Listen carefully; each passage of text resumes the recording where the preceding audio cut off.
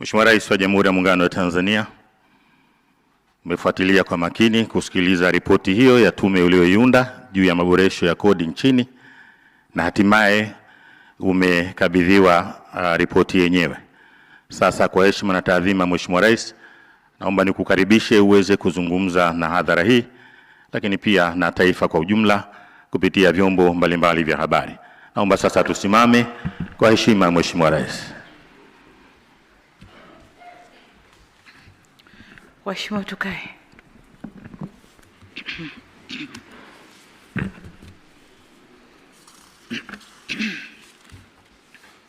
Mheshimiwa Balozi Emmanuel Nchimbi, Makamu wa Rais wa Jamhuri ya Muungano wa Tanzania, Mheshimiwa Dr. Hussein Ali Mwinyi, Rais wa Zanzibar na Mwenyekiti wa Baraza la Mapinduzi, Mheshimiwa Dr. Mwigulu Lameck Nchemba, Waziri Mkuu wa Jamhuri ya Muungano wa Tanzania, Mheshimiwa Musa Azzan Zungu, Spika wa Bunge la Jamhuri ya Muungano wa Tanzania, naomba nitambue uwepo wa uongozi wa Chama cha Mapinduzi, makamu mwenyekiti na katibu mkuu na viongozi wote wa vyama vya siasa waliopo nasi hapa.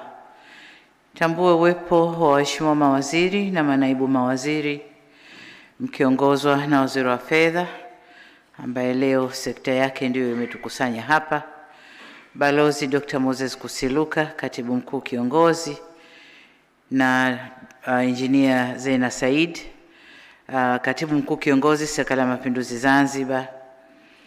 Nitambua uwepo wa mwanasheria mkuu wa serikali Hamza Johari na pacha wake kutoka Zanzibar kama yupo, mwenyekiti wa tume Balozi Ombeni Sefue, wajumbe wa tume na secretariat ya tume, waheshimiwa wabunge mliopo nasi, Mheshimiwa mkuu wa mkoa wa Dar es Salaam Albert Chalamila na wakuu wa mikoa mingine mliopo nasi, pamoja na maras makatibu tawala wa mikoa, makatibu wakuu na naibu makatibu wakuu mliopo nasi, wakuu wa vyombo vya ulinzi na usalama, wakuu wa wilaya, viongozi wa taasisi za serikali na sekta binafsi, waheshimiwa mabalozi, wawakilishi na wakuu wa taasisi za kimataifa, waheshimiwa viongozi wa dini, ndugu zangu wanahabari, wageni waalikwa, mabibi na mabwana, Jamhuri ya Muungano wa Tanzania, kazi na utu.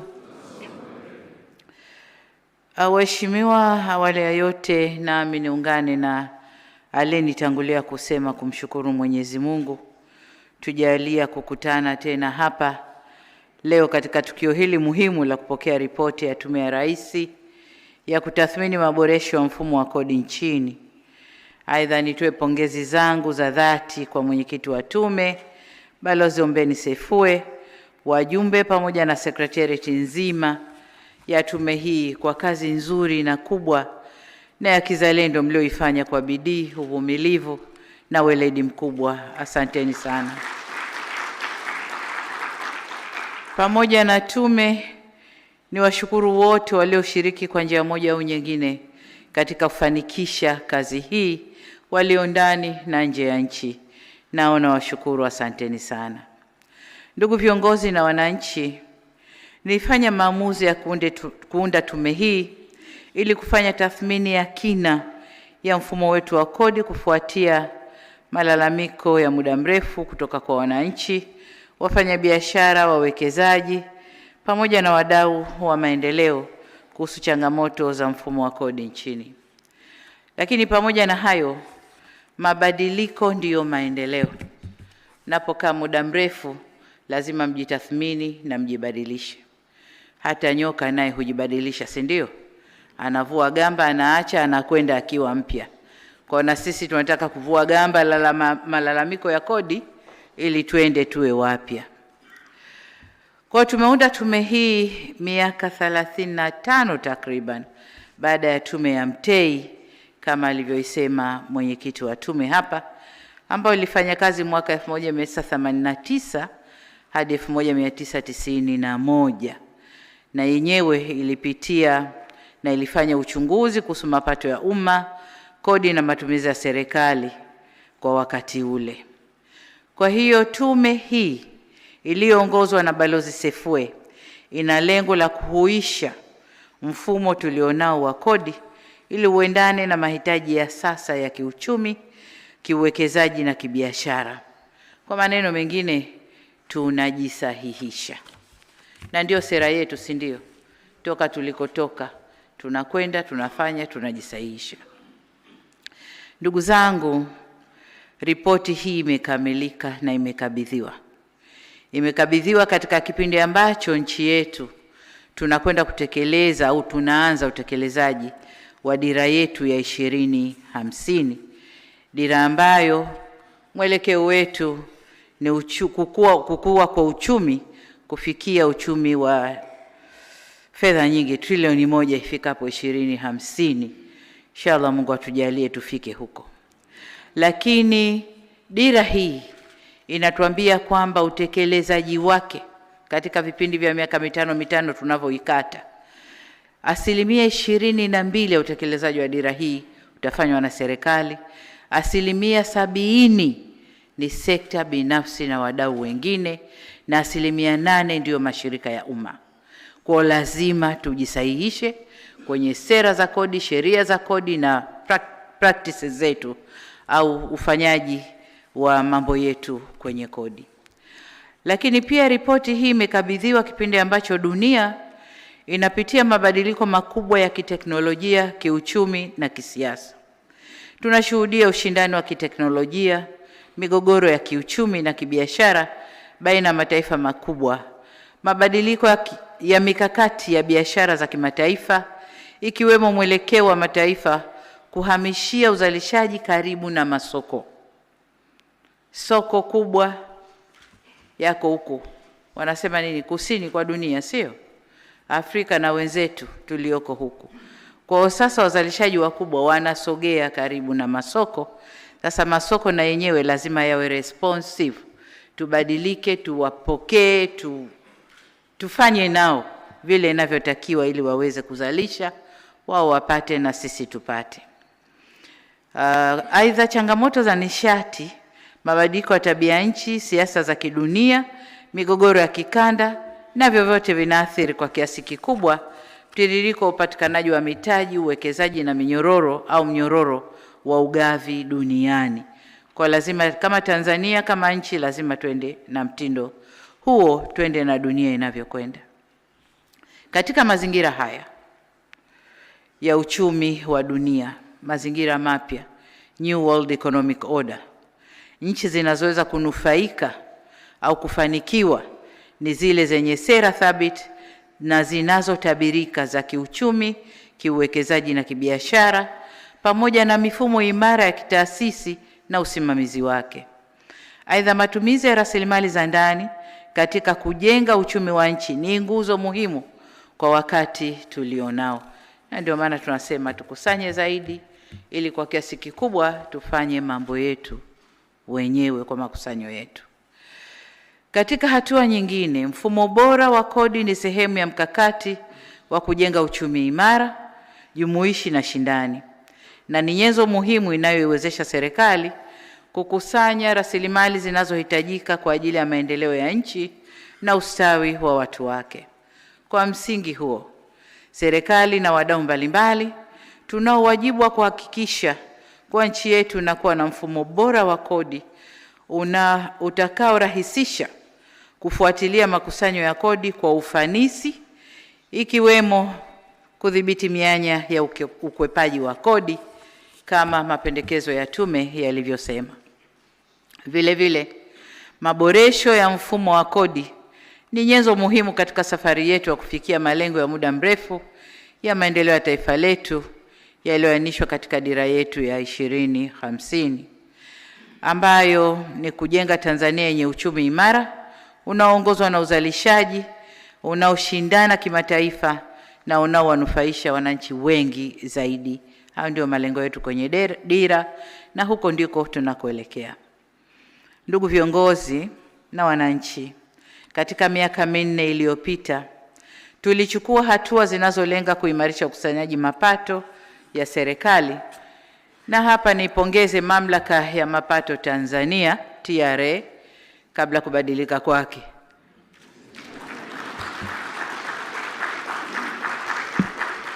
Tutalijadili serikalini kama tunataka kubadilika au vipi, tutakwenda kwenye services au jina jingine, lakini kwa sasa TRA. Niwapongeze kwa kazi nzuri wanayoendelea kuifanya katika kuboresha mifumo ya ukusanyaji wa mapato.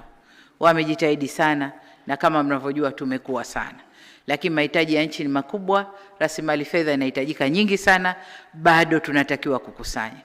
Na kweli kuna fedha ambayo bado hatujaikusanya, kwa lazima tuikusanye ili tuweze kufanya mambo yetu. Niwapongeze pia wafanya biashara na wananchi wote kwa ujumla kwa moyo wa uzalendo wa kuendelea kulipa kodi kwa hiari bila shuruti.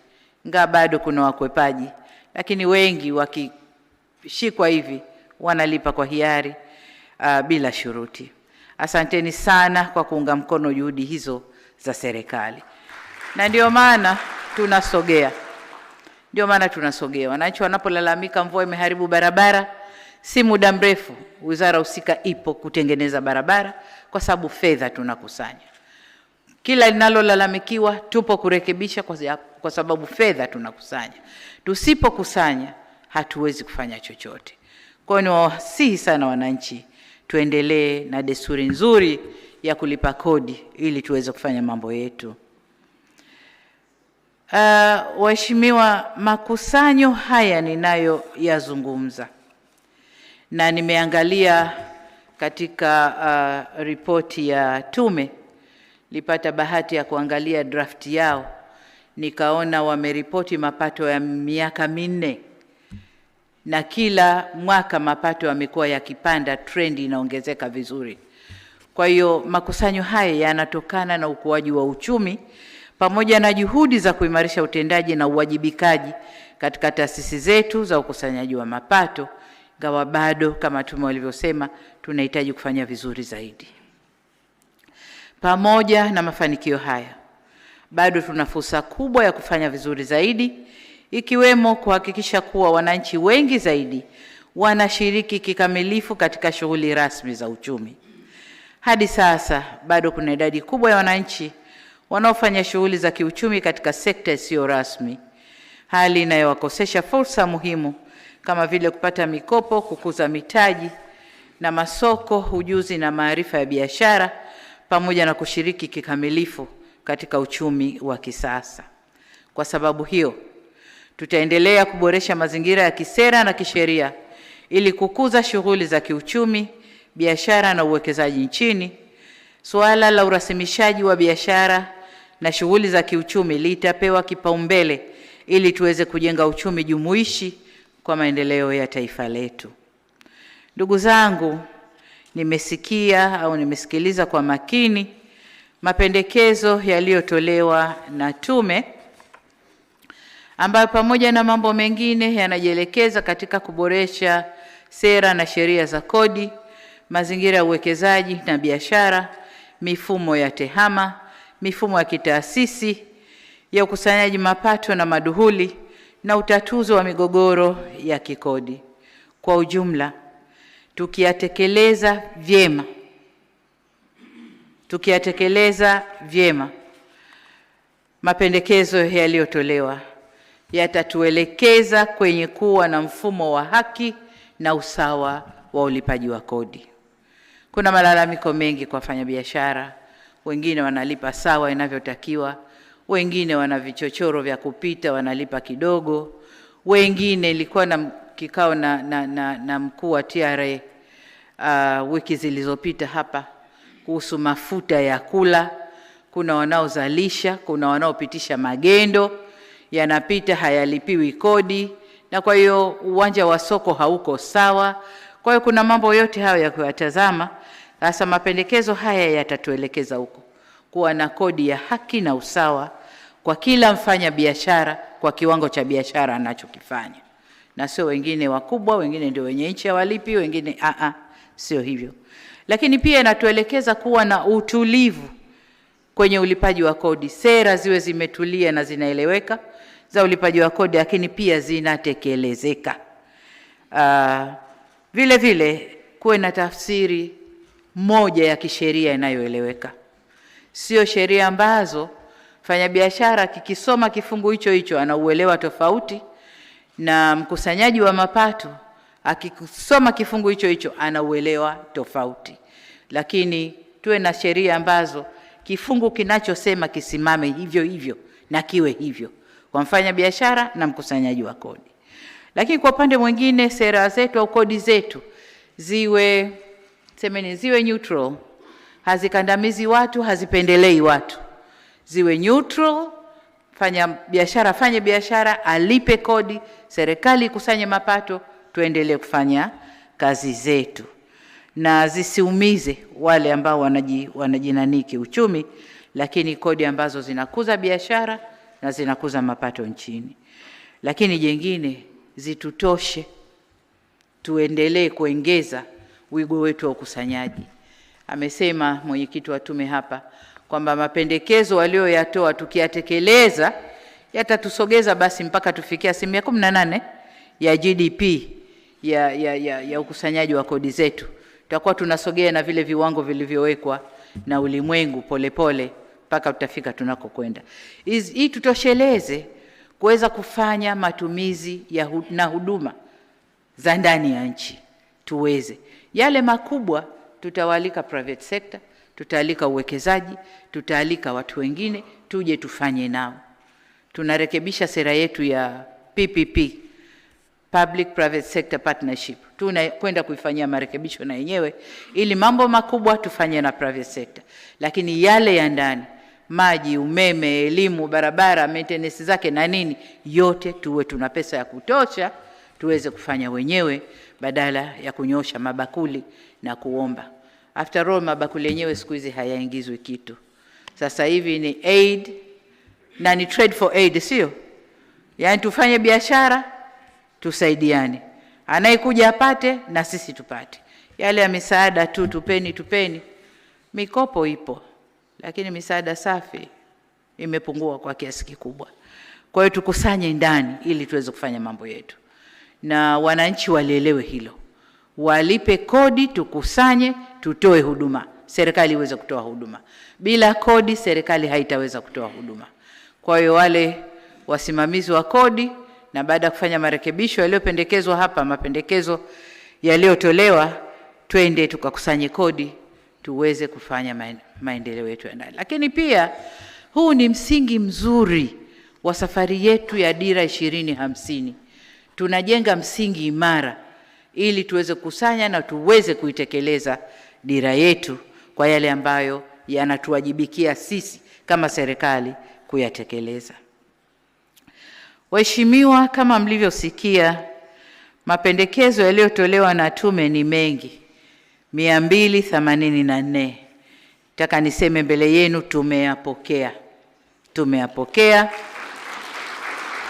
na utekelezaji wake utahitaji uchambuzi na maandalizi ya kina.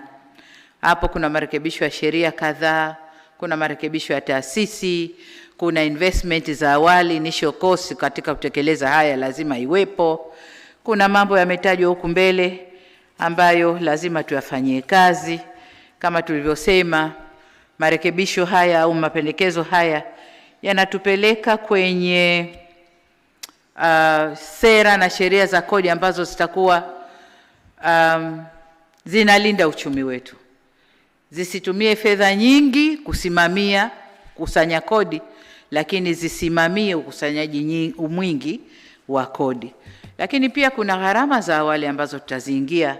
Tumesikia hapa kuna kazi ya kuweka makamera, kuweka maafisa maalumu ambao wawekewe kamera wasije wakakusanya kidogo, wawe wanaonekana.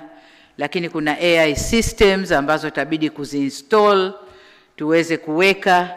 Kuna masuala ya mawakala yametajwa hapa, masuala ya elimu kwa mlipa kodi, lakini elimu pia kwa wakusanya kodi. Hapa lazima elimu iende kwa wote wawili.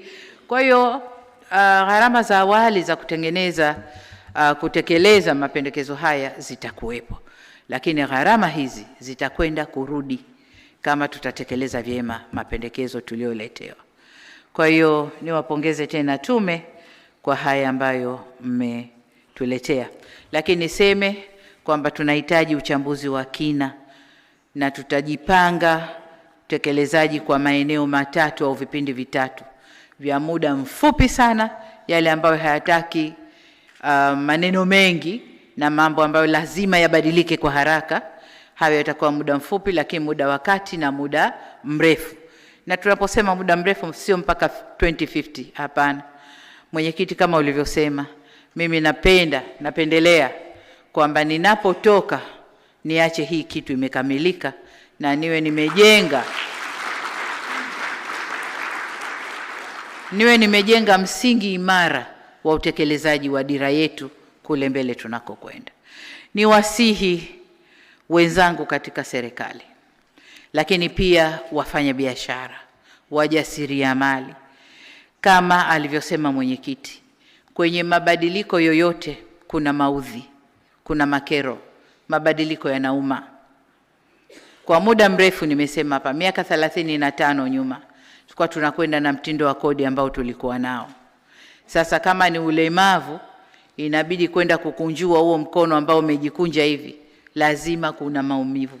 Mkono unataka kunyooshwa, maumivu yatakuwepo. Niwaombe twende na mtindo wetu ule ule wa R 4 wa kujadiliana, kuvumiliana, kuwasiliana, kustahamiliana, tujenge upya nchi yetu. Niwaombe sana. Niwaombe sana.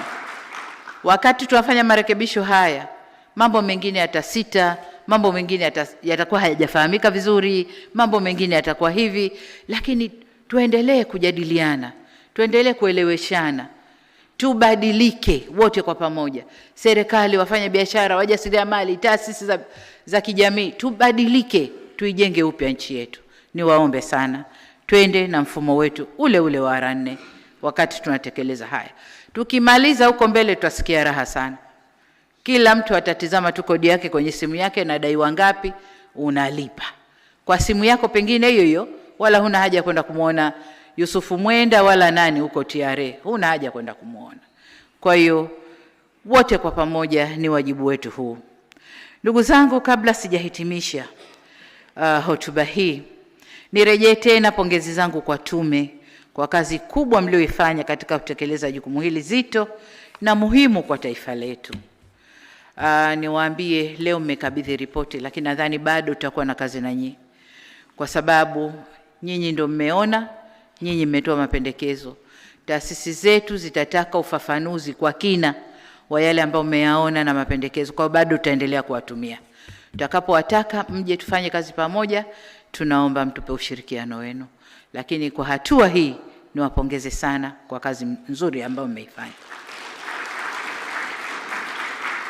Ripoti hii inabashiria wajibu wa pamoja katika kutekeleza mkakati wa uboreshaji wa mifumo ya kodi nchini. Hivyo basi, serikali itashirikisha sekta binafsi, taasisi za kijamii na wananchi katika hatua za utekelezaji wa mapendekezo haya. Na baada ya kusema hayo, sasa nitamke rasmi kuwa nimepokea ripoti ya Tume ya Rais ya maboresho ya kodi na mapendekezo yake, na serikali tunakwenda kuifanyia kazi kikamilifu. Asanteni sana kwa kunisikiliza. Asante, makofi mengi kwa Mheshimiwa Rais. Bado tuongeze tena makofi mengi.